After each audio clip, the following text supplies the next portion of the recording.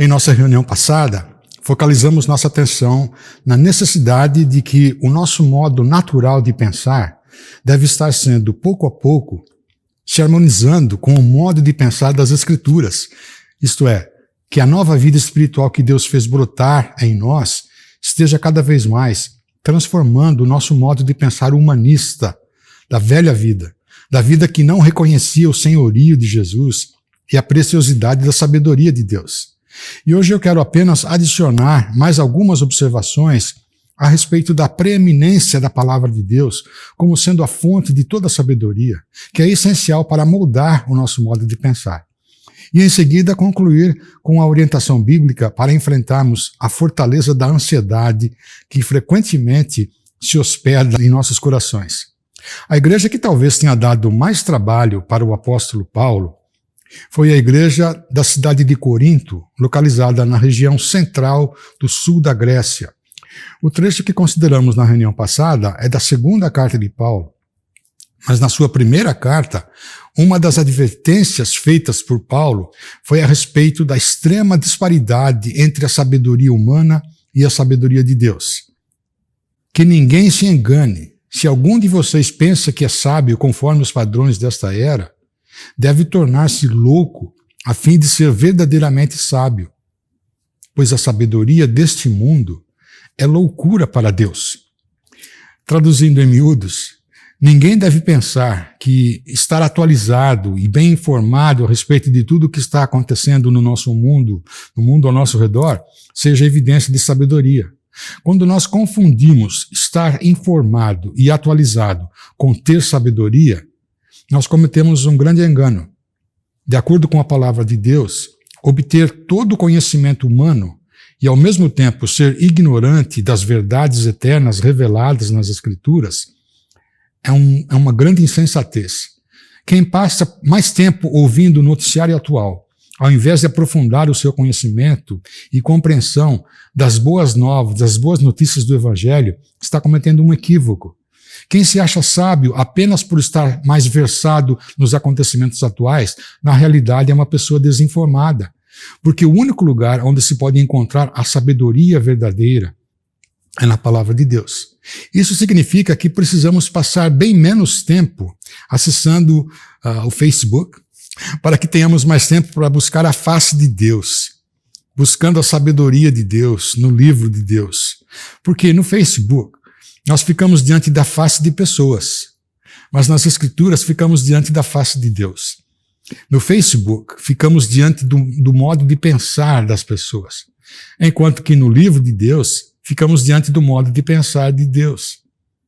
Por isso, o apóstolo Paulo alertou seus ouvintes: não se deixem enganar a respeito de onde se encontra a verdadeira sabedoria.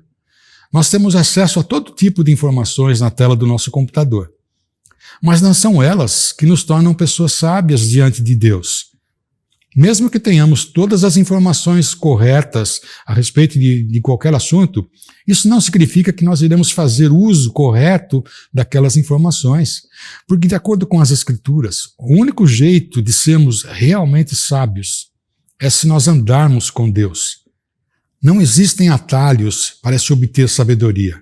Precisamos viver em busca da sabedoria de Deus, porque somente ela é eterna. Ela não se torna obsoleta. Quando nós procuramos viver à luz do que Deus nos revela na sua palavra, nós não precisamos saber de tudo o que está acontecendo no mundo ao nosso redor. Nós não precisamos estar sempre certos, sempre estar com a razão. O que esta advertência de Paulo está ressaltando para nós hoje é que o hábito de procurar ouvir a voz de Deus através da leitura e estudo da sua palavra é o meio mais essencial e fundamental que Deus usa para nos transmitir a sua graça. Todos os demais hábitos da nossa vida devem ser decorrentes do hábito de ouvir a voz de Deus através da sua palavra. Aliás, isso precisa ser um projeto para durar a nossa vida toda. Recentemente, li um artigo em que um professor de teologia estava sendo entrevistado a respeito da importância de se conhecer as Escrituras. E uma das perguntas foi: qual é a melhor maneira de se aprender a ler a Bíblia? E a resposta dele foi: a melhor maneira é ler a Bíblia para nós mesmos. Aquele professor não estava querendo menosprezar a enorme quantidade suplementar de planos de leitura e material de ajuda, como apostilas, comentários, pregações que nos ensinam a respeito das Escrituras. Ele estava querendo dizer que nada disso substitui ou deveria substituir momentos em que seja possível dedicarmos uma atenção total, livre de interrupções e distrações, para lermos e meditarmos no que a palavra de Deus tem a nos ensinar, procurando ouvir atentamente o que Deus tem a nos dizer. Isso significa que fazer uma rápida leitura de alguns minutos, antes de começar alguma outra atividade, vai produzir, no máximo, um efeito bastante limitado para a nossa vida. Deslizar o dedo sobre a tela do nosso telefone ou tablete, de cima para baixo ou de um lado para o outro, pode estar nos habituando a um modo de leitura que, na realidade, é prejudicial para a compreensão correta do que estamos lendo. Fazer uma rápida leitura, apenas para cumprir um plano de leitura, pode ser não só algo de pouco valor, mas também que nos distancia das verdades valiosas, ao invés de nos aproximar dessas verdades. A promessa de bênção e bem-aventurança para a vida de quem lê as Escrituras não é para os que leem rapidamente, mecanicamente, desatentamente, mas sim para aqueles que passam tempo meditando, considerando atentamente as ideias, os conceitos do modo de pensar de Deus. Salmo 1 diz: bem-aventurado, feliz é aquele que não segue o conselho dos perversos, não se detém no caminho dos pecadores, nem se ajunta à roda dos zombadores. Pelo contrário, ele tem prazer na lei do Senhor e nela medita dia e noite.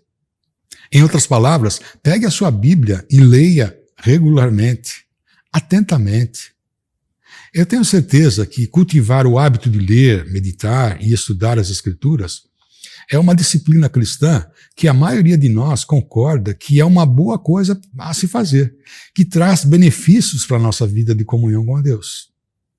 Mas é algo que facilmente pode tornar a liberdade que Deus nos oferece em uma atitude, de certa forma, hipócrita, motivada por sentimento de culpa. Por exemplo, eu decido começar um plano de leitura da Bíblia para que, ao chegar no final do ano, eu tenha lido a Bíblia toda, de capa a capa. Mas passados 2 ou 3 meses, eu fico meio adoentado, eu faço uma viagem e acabo ficando vários dias em atraso nas leituras. É nessa hora que o planejamento e a liberdade de ler as Escrituras saem pela janela e são substituídos por um sentimento de estar escravizado àquela escala de leitura que ficou atrasada.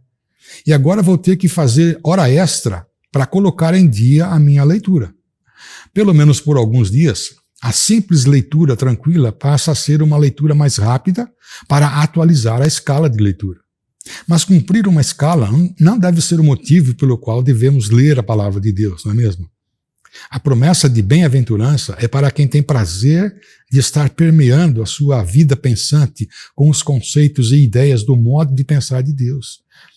Ou seja, o propósito primário da leitura e familiaridade com as Escrituras é de permear a nossa mente com a sabedoria de Deus, para que possamos dar continuidade ao processo de transformação da nossa mentalidade humanista.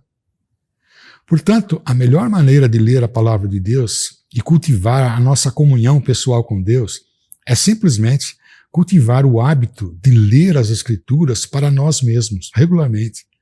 Mas então, o que é que as Escrituras têm de tão extraordinário, de tão espetacular, que não se pode encontrar em nenhum outro livro ou leitura?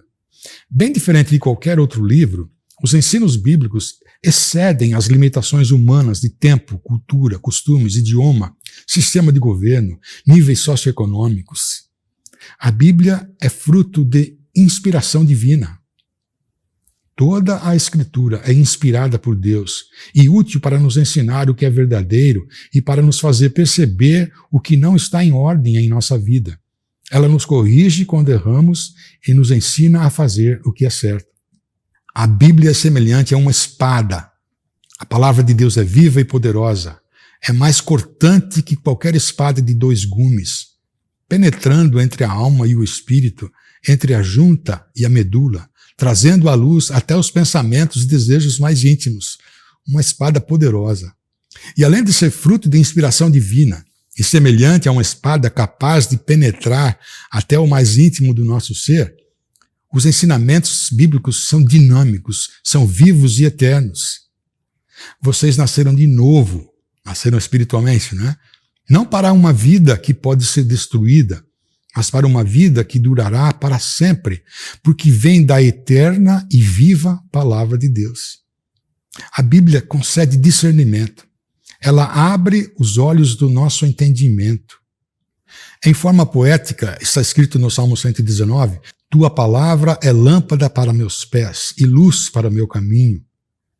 Ela contém toda a nutrição necessária para nos sustentar e fortalecer. O escritor da carta aos Hebreus fala sobre isso, usando a figura da alimentação que é necessária para um bebê e um adulto, respectivamente. Hebreus capítulo 5.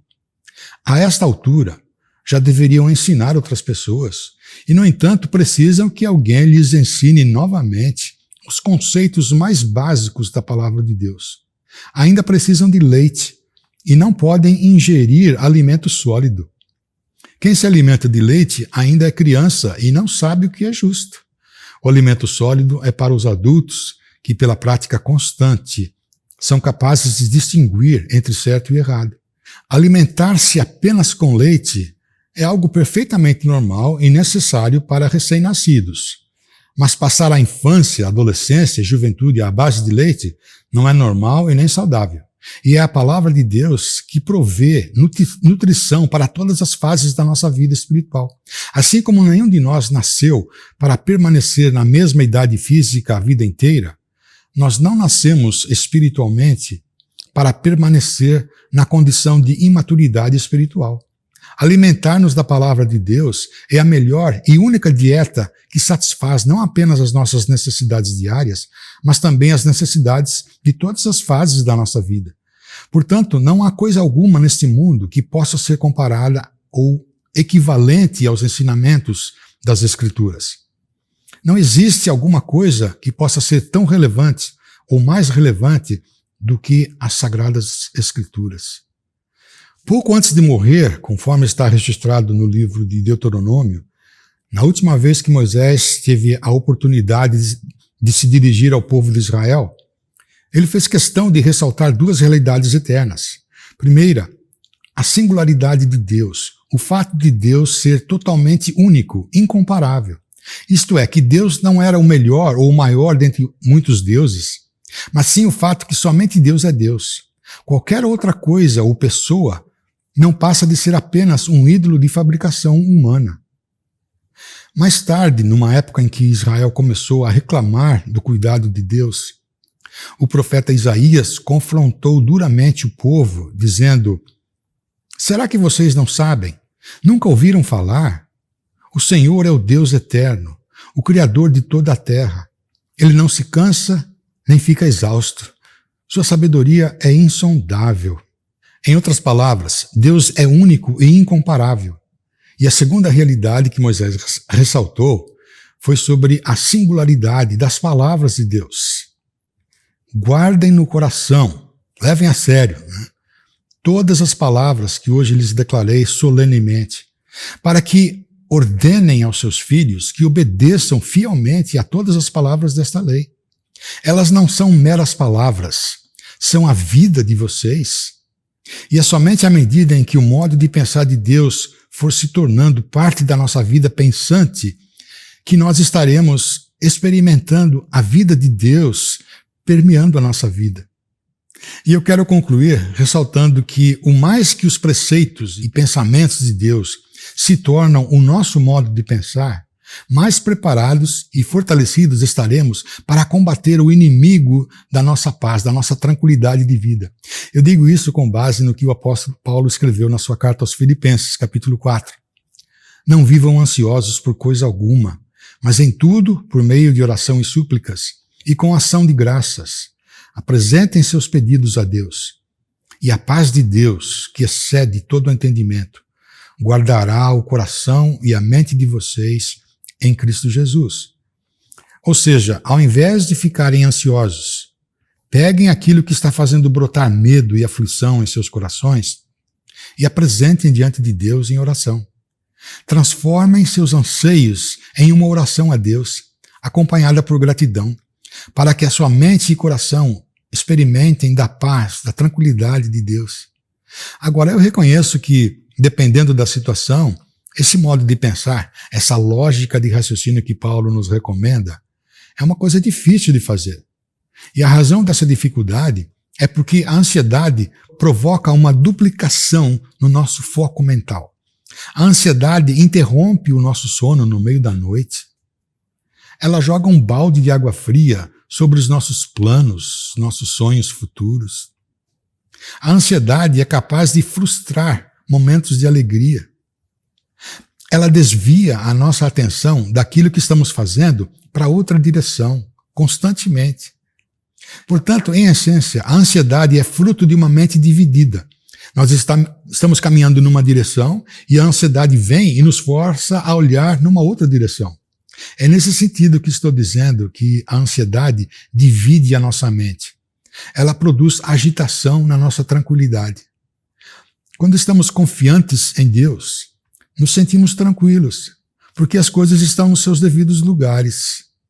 Não há discórdia no modo de pensar. Quando a palavra de Deus diz, não vivam ansiosos por coisa alguma, ela está nos dando a instrução de não permitir que haja um cuidado dividido em relação a qualquer que seja a situação ou circunstância. Mas o problema é que, por natureza, o nosso modo de pensar, de muitos de nós, tem a tendência de racionalizar a ansiedade. Se Paulo soubesse do meu problema, certamente ele abriria uma exceção. Meu problema é muito mais sério do que o das outras pessoas. Mas o fato é que a palavra de Deus está dizendo, não vivam ansiosos por coisa alguma, por nada, por nenhum tipo de problema ou situação. E isso faz com que a nossa decisão de ficarmos ansiosos por causa de qualquer coisa, seja lá o que for, seja uma decisão que nós tomamos de abrir mão da tranquilidade que a fidelidade do cuidado de Deus nos oferece. Será que isso está fazendo sentido para você? Quando a ansiedade começa a brotar e permear o nosso coração e os nossos pensamentos, é uma evidência clara de que nós decidimos abrir mão da nossa confiança no cuidado de Deus, no cuidado que Deus exerce sobre os mínimos detalhes da nossa vida. Numa ocasião em que os discípulos de Jesus começaram a ficar ansiosos e temerosos do que poderia acontecer com suas vidas, as palavras de encorajamento de Jesus para eles foram as seguintes: até os fios de cabelo da cabeça de vocês estão todos contados. Portanto, não tenham medo. Fiquem tranquilos. A realidade é que quando Deus nos alerta contra a ansiedade, Ele está nos alertando a respeito de algo que é destrutivo, que produz efeitos danosos ao bem-estar da nossa vida. A experiência demonstra que a ansiedade é capaz de produzir irritabilidade, depressão, insônia, fadiga, dores musculares, úlceras, aumento de pressão sanguínea, enfraquecimento do sistema imunológico, tendência a comer e trabalhar com demasia. Está mais do que claro que, humanamente falando, a ansiedade não é algo saudável. E espiritualmente falando, viver ansiosamente é abrir mão da tranquilidade, da paz que Deus nos oferece por sua graça. Mas então qual é o modo de pensar de Deus a respeito da ansiedade que nós precisamos adotar para o nosso modo de pensar? Qual é a prescrição de Deus? Em tudo, por meio de oração e súplicas e com ação de graças, apresentem seus pedidos a Deus. Conforme o trecho que consideramos no encontro passado, no capítulo 10 da segunda carta aos Coríntios, destruímos raciocínios e toda pretensão que se levanta contra o conhecimento de Deus e levamos cativo todo pensamento para torná-lo obediente a Cristo. A prescrição para combate da ansiedade é simples: apresentar o motivo da ansiedade a Deus. Dê uma pausa e faça aquilo que o Senhor Jesus ensinou aos seus discípulos. Quando vocês orarem, cada um vá para o seu próprio quarto, feche a porta e ore ao seu pai em segredo. Então o pai que vê em segredo os recompensará. Em vez de ficarmos alimentando a nossa ansiedade por alguma coisa, precisamos estar apresentando todas as coisas a Deus. Nossas finanças, nossa vida matrimonial, nossos filhos, nossos anseios e planos futuros, nossos problemas de saúde, nossa vida profissional. A prescrição é substituir a ansiedade por uma conversa pessoal com Deus, cheia de gratidão. Queremos agradecer ao Dimas por essa série de estudos que ele nos deu aqui, janeiro, agora até fevereiro, e que Deus o abençoe e continue dando para ele a sabedoria da palavra de Deus, né, para nos abençoar também, né? Vamos orar. Senhor, nós te agradecemos por esses estudos recebidos e hoje especialmente, ó Deus, queremos que o nosso coração sinta da Tua presença, Senhor, daquilo que foi dito, ó Pai. Escreve no nosso coração, ó Deus, que nós precisamos, ó Deus, encontrar na Tua palavra prazer e alegria, Senhor. Encontrar na Tua palavra o alimento, ó Deus, saudável para o nosso crescimento, amadurecimento, ó Deus, não só no sentido espiritual, Senhor, de estarmos cada vez mais próximos de Ti, mas também que a nossa vida, ó Deus, demonstre, ó Senhor, que nós honramos a Tua palavra, que ela é viva, que ela é eficaz, ó Deus. Te agradecemos pelo Teu Espírito, ó Deus, que vem e faz com que encontre no nosso coração um lugar especial, ó Deus. Te pedimos que o Senhor continue a fazer isso. Aqueles, ó Deus, que estão à espera simplesmente de algo diferente, ó Deus, possam entender, ó Deus, que deve existir no nosso coração uma disposição, uma determinação de falar com o Senhor, não só um conhecimento, não só algo que podemos explicar, mas da Tua palavra nós podemos encontrar a vida. Que os Teus princípios, ó Deus, possam fazer com que a nossa vida caminhe em harmonia com eles, ó Deus. Que a nossa vida possa demonstrar que a Tua palavra é viva e eficaz, ó Deus, e que trabalha para a nossa transformação a cada dia, Senhor. É o que te peço, ó Deus, por nós como igreja. O Senhor sabe quanto que eu particularmente necessito, ó Deus, disso. Em nome de Jesus. Amém, Senhor.